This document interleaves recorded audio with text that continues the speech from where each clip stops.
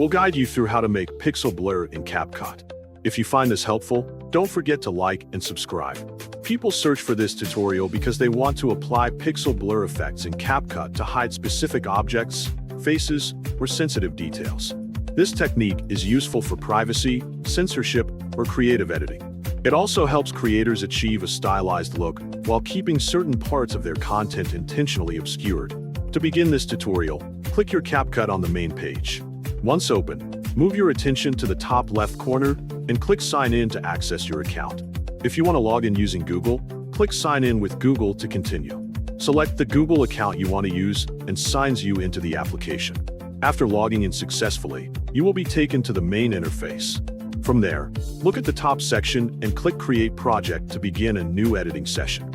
After entering the project workspace, move your attention to the top left corner and click Import so you can add media files from your device. Next, select the photo or video whose object you want to make pixel blur by clicking on it. Then click Open to import it into the project. Once the media is uploaded, it will appear in the Media Library panel. Then, click the plus icon on the photo or video you have uploaded to add it to the timeline so you can begin editing. After placing the media on the timeline, look at the top left corner of the interface and click Effects to open the Effects library.